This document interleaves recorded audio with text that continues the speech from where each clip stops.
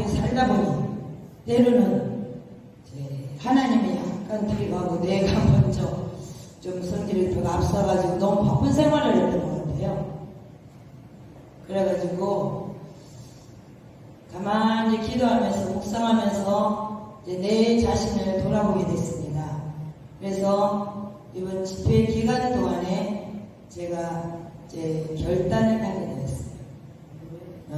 내가 참 이런 부분들은 내가 알지 못하는 잘못한 부분들이 있었구나 하는 것을 깨닫고 이제 저는 이제 제가 이제 돌아가면 더욱더 기도에 좀 힘을 써야 되겠다. 그 마음에 결단했습니다. 여러분들은 이번 집회 기간 동안 어떤 은혜를 받으셨는지는 제가 다 알 수 없지만은 여러분들도 한번 그런 결단하는 시간들이 되었으면 좋겠습니다. 오늘은 설교 제목은 고난을 은혜로 바꾼 사람이라는 제목을 가지고 제가 하나님의 말씀을 전하도록 하겠습니다.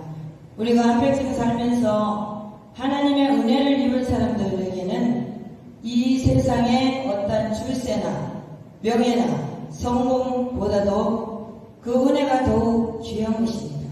그저 우리는 오늘 특송할 때 은혜 찬송도 했지만은 이 세상 어떤 것보다도 하나님의 은혜를 받고 우리가 참으로 이때까지 왔고 또 이렇게 우리가 하나님 앞에 쓰임 받는다는 사실, 또한 하나님의 자녀라는 사실, 내가 기도할 수 있는 그런 특권이 주어졌다는 사실, 내가 천국에 소망을 두고 살아간다는 그 사실을 생각할 때에 이 세상 어떤 것보다도 그것이 귀하다는 것입니다.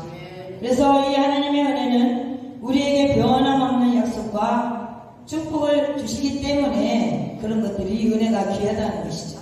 그래서 우리 예수 믿는 우리에게는 이런 시련과 고통은 은혜와 축복의 통로가 된다는 것입니다. 하나님의 약속을 더욱더 은혜롭게 만든다는 것입니다. 그뿐만이 아니고 시련과 고통은 우리에게 이런 시련을 통해서 내가 더욱더 뜨겁게 기도할 수 있는 그런 열정이 생긴다는 것이죠. 또 고난은 나를 주님의 발 앞으로 이끌고 나가게 되고 이 고난을 통해서 내가 더욱더 겸손해진다는 것입니다. 제가 이제 생각할 때 나에게 만약에 고난이 없었다면 내가 이렇게 기도를 했을까? 내가 이렇게 주의종까지 왔을까? 제 자신을 한번 돌아봅니다. 고난이 있었기에 내가 하나님 앞에 기도할 수 있었고, 고난이 있었기에 지금도 교만하지만 조금 더 낮아지고 겸손한 모습으로 하나님 앞에 갈 수가 있었다라는 것입니다. 그래서 우리가 은혜 안에서 자라가는 참된 성장은 거룩한 고난이 되는 결과라는 것입니다. 오늘 본문의 창세기에 나오는 야곱이 당한 고난과 그의 아들 요셉이 당한 고난을 비교해 볼 때 그 양자는 전혀 다른 의미를 가지고 있다는 것입니다. 야곱은 자기의 많은 허물과 죄로 인해서 고난을 당했지만 요셉은 자신의 실수나 허물이 없이 당한 고난입니다. 같은 고난이지만 그 의미가 야곱과 요셉은 다르다는 것이죠. 요셉이 당한 고난은 순전히 이 가정의 미움과 시기로 인해서 형제들이 그 죄를 짊어진 결과로 이렇게 왔다는 것입니다. 우리는 여기서 고난이라는 인간적인 그런 비극의 성격을 생각해 보게 됩니다. 야곱은 자기의 많은 허물과 죄로 인해서 당했어요. 고난. 야곱은 자기가 잘못해가지고 자기가 당한 고난이라는 것이. 요셉은 죄도 없이 이렇게 그냥 아무 이유도 없이 이렇게 당한 고난. 요셉은 예수님의 또한 모형이라고도 할 수가 있죠. 그래서 오늘 이 고난을 통하여 우리가 어떻게 성화에 이르게 되는지를 한번 살펴보면서 은혜를 나누고자 합니다. 그러면 우리가 우선 야곱의 고난을 통하여 그가 어떻게 성화에 이르게 되었는지를 한번 은혜를 나누려고 합니다. 오늘 본문의 배경을 설명드리면은 이삭의 가정에 두 아들 에서와 야곱이 있었습니다. 그런데 그 두 아들 사이에는 이미 싹튼 형제의 불화가 있었다라는 것입니다. 이것들이 이제 점차적으로 드러나기 시작합니다. 그래서 에서는 기회만 있으면 이 동생을 죽이려는 사실을 알게 된 이 야곱은 원치 않는 그 도피자의 삶을 살게 됩니다. 그래서 이 정든 고향을 떠나서 북방 바다나라, 지금의 거기는 시리아입니다. 그래서 피신을 갔어요. 그쪽으로. 그가 집을 떠나 한 곳에 이르렀더니 해가 졌던 것입니다. 그 장소는 베델이었습니다. 야곱의 고향 보엘세바에서 약 250리 정도 떨어진 곳입니다. 날은 이미 어두워졌고 밤은 깜깜한 밤이 되었는데 야곱은 지칠 대로 지쳐가 있는 몸이 방향 감각조차 하기 어려운 상황이었습니다. 그 야곱의 이 당한 이 고난을 생각하고 야곱이 처해 있는 이 현실을 제가 이제 생각해 보니까 옛날에 이제 내가 당했던 그 고난이 왔을 때에 내가 참 외롭고 쓸쓸하고 그곳에서 참으로 어렵고 힘든 생활을 보냈던 것들이 생각이 났어요. 그래서 그는 해가 지기까지 250리길을 걸었어요. 어떤 면에서 보면 걸었다기보다는 그가 뛰면서 빠르게 걸었다고도 볼 수가 있겠습니다.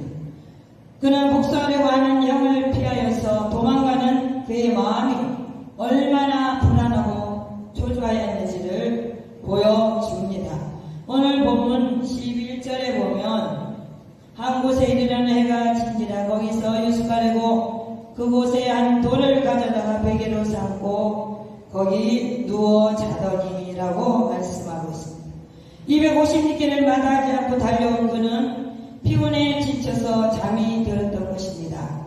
그가 달려온 길은 황량한 땅과 광야길이고 비탈길이었을 것입니다. 그는 인적이 없는 외로운 곳에서 차가운 땅을 침상으로 하고 딱딱한 돌을 베개에 삼고 찬 공기를 마시면서 이렇게 밤을 보냈습니다. 그는 온종일 걸어갔기 때문에 온몸이 땀으로 젖어 있었고 체력은 떨어지고 뼈마디가 쑤셨을 것입니다. 그런데 이 야곱의 이유식은 오히려 위험에 노출된 상태입니다. 동서 상황에서 어떤 살아온 맹수가 나올지도 모르는 그런 상황 속에서 그는 피곤을 견디지 못하여 정신없이 잠들었던 것입니다. 사람은 의식 없이 잠이 들 때가 가장 위험하다고 합니다. 왜냐하면 그것은 자기가 스스로를 방어할 수가 없죠. 의식이 없기 때문에. 잠들다가 일어나지 못하면 그대로 죽을 수밖에 없죠. 고독한 야곱에게 밤하늘 내는 별들만이 반짝일 뿐 이 쓸쓸한 외로움을 누구에게 호소할 수 있었겠습니까? 아직도 갈 길은 멀고 험한데 몸은 이미 피곤해 지쳐 있습니다. 며칠이 되는지 몇 달이 경과하는지도 알지 못하는 이 길을 떠나는 형편이고 도중에 강도와 도적의 위험을 무릅쓰고 가야만 하는 그런 여정이었습니다. 그리고 언제 어느 시간에 형이 보고하려고 추격할지도 모릅니다. 아무런 방어 자세가 전혀 없는 상태로 그대로 누워있었고 너무나도 지치고 피곤한 몸이기 그대로 쓰러져 잠을 자게 됐던 것입니다. 이렇게 잠든 잠자리에서 그는 꿈을 꾸게 됩니다. 하나님의 은혜를 받게 됩니다. 그는 하나님의 말씀을 들었고 전능자의 이상을 보게 된 것입니다. 그는 외롭고 정처없이 방황하던 그날 밤은 야곱에게 있어서 평생 잊지 못할 하나님의 은혜를 체험하는 시간이었습니다. 우리들이 가장 절박하고 위기 상황에 있을 때에 하나님은 우리에게 찾아오신다는 것입니다. 저 여러분들도 이 고해 같은 세상을 살아가는 동안에 인생의 여러 가지 위기를 만날 때가 있다는 것입니다.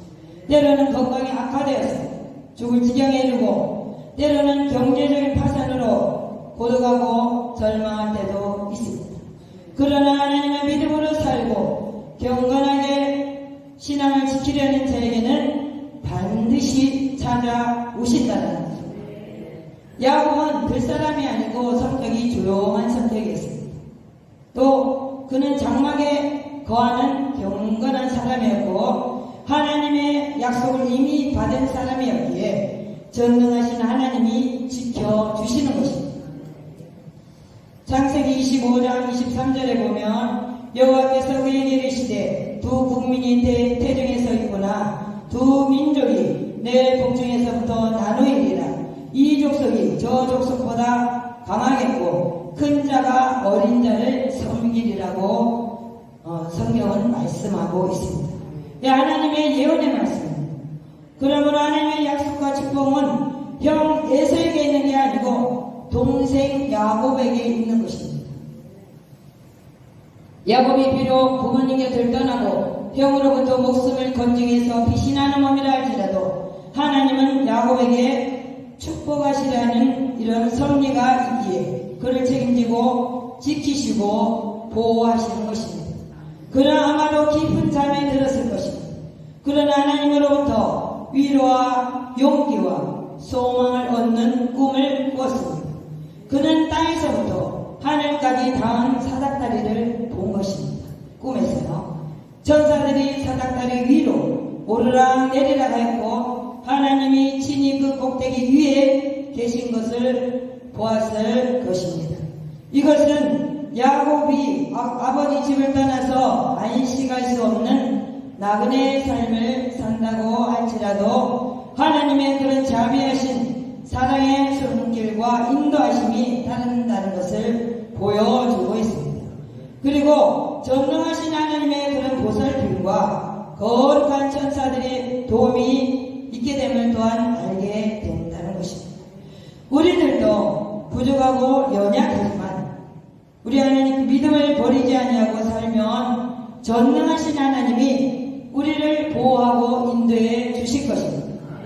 그러면 우리 인생들에게 주어진 고난은 무엇을 의미합니까? 경건한 자에게 고난은 은혜를 체험하는 기회가 된다는 것입니다. 창세기 25장 27절에 그 아이들이 장성함에 에서는 익숙한 사냥꾼이었으므로 들사람이 되고 야곱은 조용한 사람이었으므로 장막에 거주하니라고 했습니다. 여기서 에서는 야곱은 조용한 사람이라고 오늘 본문에 말씀하고 있습니다. 근데 에서는 어떤 성격이냐면 외향적인 성격이고 남성적인 성격이라고 이렇게 말씀하고 있습니다. 그러나 야곱에게는 이런 조용한 성격 때문에 그런 그의 신앙에 결정적인 은혜를 또한 받게 되는 것입니다. 우리가 각자 성격이 다르죠. 그 성격대로 하나님은 우리에게 찾아오신다는 것입니다. 에서는 이 활달한 성격은 그로 하여금 들사람으로 만들게 되었고 야곱은 그의 평안한 성격으로 말미암아 장막에 거하기를 좋아했어요. 그리고 부모 밑에서 그런 신앙 교육을 아마 많이 받았을 거라고 생각이 듭니다. 그는 부모를 통하여 조상 아브람과 이삭과 자기 가문에서 약속하신 하나님이 언약이 얼마나 소중한지를 배웠을 것입니다. 특별히 그의 어머니 리브가는 아직 그 아들이 태중에 있을 때에 받은 말씀을 기억하였을 것입니다. 태중에 있을 때에 어떤 말씀이었는가 하면은 창세기 25장 23절 큰 자가 어린 자를 섬기리라는 말씀입니다. 그거는 온전히 하나님의 그런 주권적인 은혜라는 것입니다. 하나님께서 내가 너에게 이런 은혜를 주실 거라고 그렇게 예언의 말씀이 주어졌다는 것입니다. 그래서 우리는 하나님의 주권은 결코 사람이 취소하거나 거절할 수가 없다는 것입니다. 하나님의 주권은 우리가 어떻게 할 수가 없다는 것입니다. 우리 인간이 하나님께서 행하시는 일을 보라. 하나님께서 굳게 하신 것을 누가 능히 곧게 하겠느냐라는 말씀이 전도서의 7장에 보면 있습니다. 이 말씀은 하나님이 하시는 일을 사람이 간섭하거나 방해할 수가 없다라는 그런 뜻입니다. 욥기 23장 13절에도 그는 뜻이 일정하시니 누가 능히 돌이키리요. 그의 마음에 하고자 하시는 것이면 그것을 행하시나니 라고 성경은 말씀하고 있습니다. 전능하신 하나님의 뜻은 일정하므로 그 누구도 늦추거나 변경할 수가 없다라는 것입니다. 야곱이 비록 어린 자이지만 형 에서가 섬기는 자가 된다는 것이고, 하나님이 계획하신 것은 그 누구도 변경할 수가 없다라는 것입니다. 이 말씀은 어머니 뱃속에서부터 하나님이 약속하신 것입니다. 그러므로 어머니 리브가는 이 말씀에 따라서 둘째 아들 야곱에게 특별한 관심을 가지고 신앙으로 양육하였을 것입니다.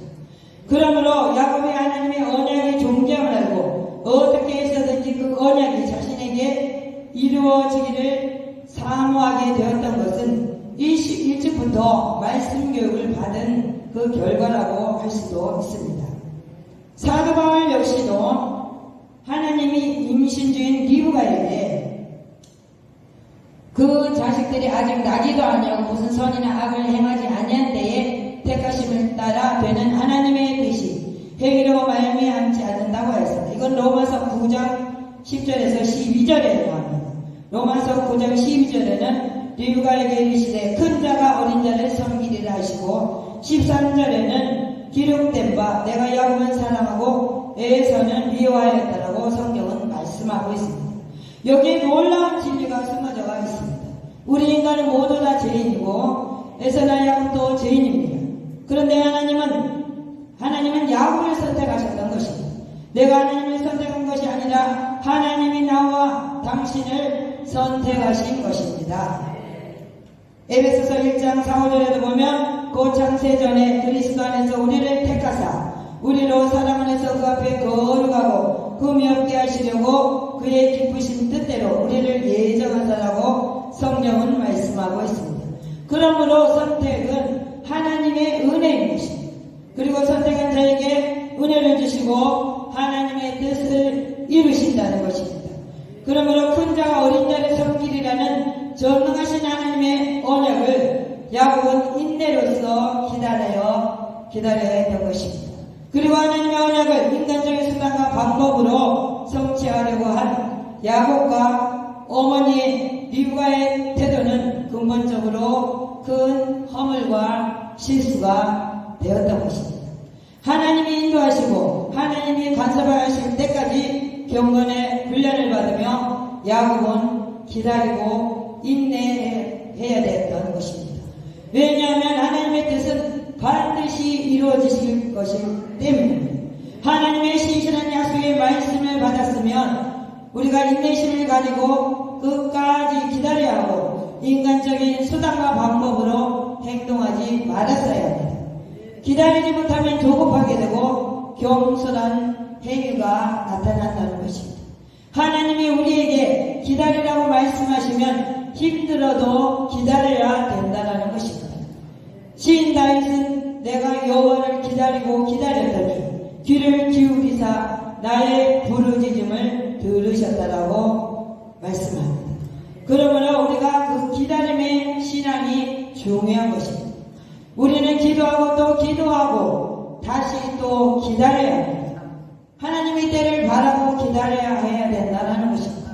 기다리고 기도하면 좋은 일들이 나타나는데 하나님이 기도에 또한 응답도 주신다는 것입니다. 우리는 하나님의 계획보다 우리 자신의 계획이 먼저 앞서가서는 안 된다는 것입니다. 제가 여러 번 말씀드린 것 같아요. 매우 안타깝게도 인간적인 수단을 동원해서 아버지에게 이제 야곱은 거짓말까지 해가면서 복을 받으려고 했던 게 이제 문제의 오늘 본문의 발단입니다. 그러므로 야곱의 고난은 여기서부터 이제 시작이 되었어요. 거짓말했고, 그죠? 자기가 장자권 차지하고. 어머니 리브가도 또한 같이 이제 슬픔을 당하게 되는 것입니다. 형 에서의 이 분노를 본 어머니의 말은 이러합니다. 내 아들아, 내 말을 따라 일어나 하란으로 가서 내 오라버니 라반에게로 가서 피신하여 내 형의 노가 풀리기까지 몇 날 동안 그와 함께 거주하라. 그랬으나 야곱은 몇 날이 아니라 한 20년의 피난 생활을 감수해야 했던 것입니다. 자기가 그렇게 먼저 하나님의 뜻보다 자기가 먼저 앞서서 거짓말까지 해가면서 자기가 복을 받으려고 했기 때문에 이런 고난의 연속이 시작된 거죠. 20년 동안이나 그렇게 했습니다. 야곱은 조용한 성격이기 때문에 장막에만 거하기를 좋아했던 그 야곱이 20년 동안 들 사람으로 살아야 했다라는 것입니다. 20년 동안 살게 되면은 그게 말이 그렇지 얼마나 이 정신적인 고통이 오고 또한 육체적으로 얼마나 많은 고통이 오겠습니까?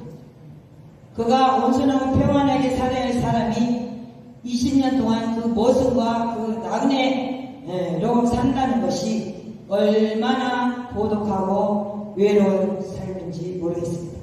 그러나 경건한 사람은 이런 어떠한 시험과 고난이 있어도 참고 또 참는 인내가 필요하다는 것입니다. 참을 이는 칼로 마음을 찌르고 또 찔러 누르는 것을 참는 것이므로 모든 인내력이 없이는 쉽지 아니하다는 것입니다. 또한 우리가 친구에게 배신당하는 일, 형제와 형제가 서로 등을 돌리는 일이 있을 때 참는다는 것은 대단히 어려운 일입니다. 야곱에게 있어서는 안 될 일이지만 그는 고난의 이런 생애가 지금 계속되고 있습니다. 하나님 앞에서 은혜를 유지하기 위해서 참을 수만 있다면 그분은 우리에게 비전을 주시고 앞날을 계획하시며 복을 주신다는 것입니다. 비록 그 야곱이 잘못한 부분이 있지만은 야곱을 통한 하나님의 또한 계획이 있다는 것입니다. 그럼에도 불구하고 오늘 찬송 하신 것처럼 하나님께서는 또한 복을 예비하고 있다는 것입니다.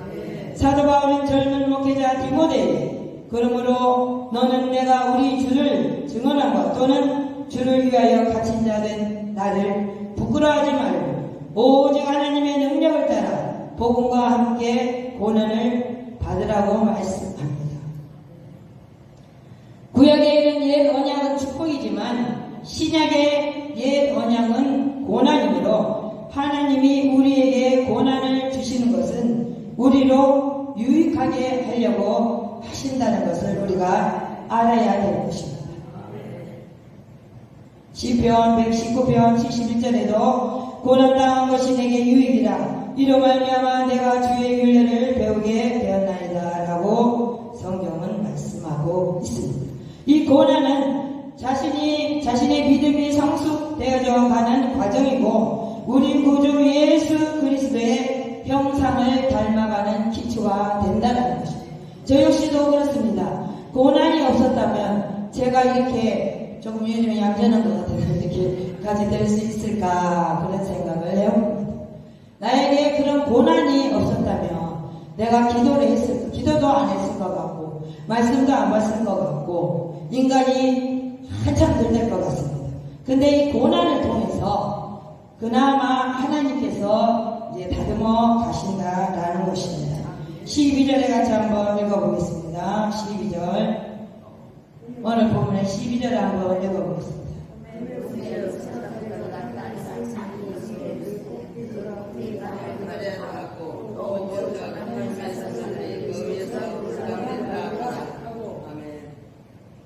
꿈에 본적 사닥다리가 땅에서 이제 그 꼭대기가 하늘에 닿는 거라고 말합니다. 여기서 사닥다리라는 단어는 히브리어로 술람이라는 그런 말입니다. 이 사닥다리가 서 있는 상태를 의미합니다. 이 사닥다리는 오늘날 우리가 흔히 생각하는 사닥다리가 아닙니다.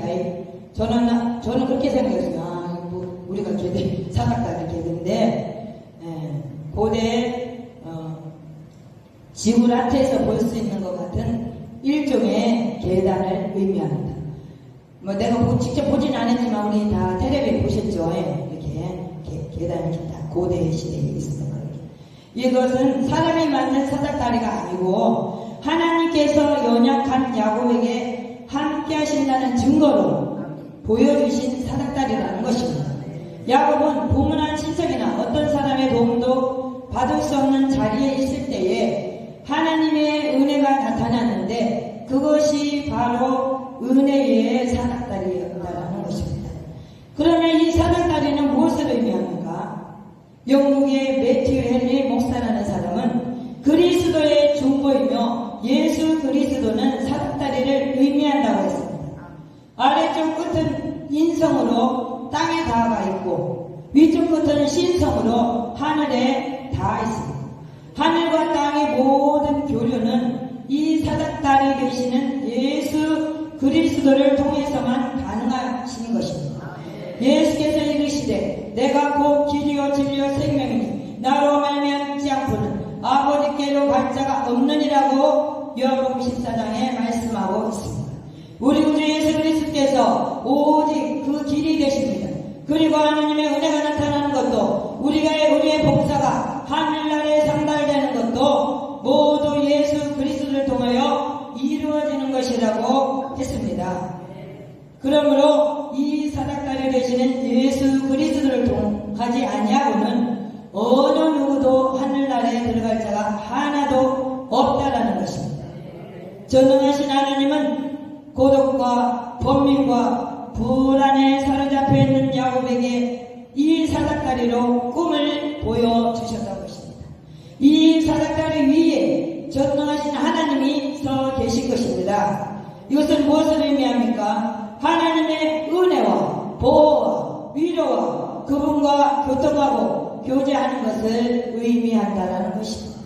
세상적으로 보기에 허물과 실수가 있어도 인간적으로 보면 인생 나고자처럼 보이는 야곱이지만 하나님이 야곱에게 은혜를 주시겠다는 것입니다. 은총을 주시고 그의 인생길이 비록 험하고 갈 길이 멀어도 전능하신 하나님은 그를 눈동자처럼 보호하시고 지켜주시겠다는 것입니다.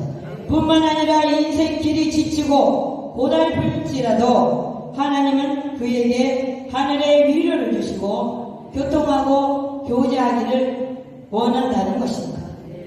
이 얼마나 큰 위로와 힘이 되겠습니까? 저 여러분들의 인생길에도 전능하신 우리 하나님이 인도하여 주시기를 원합니다. 그것이 무엇입니까? 우리가 영원토록 함께 하시는 구주 예수 그리스도가 우리에게 사닥다리가 되심으로 우리가 가난하고 병들고 눈물을 흘릴 때에도 사닥다리가 되시는 주님은 우리에게 위로와 평안을 주실 것입니다.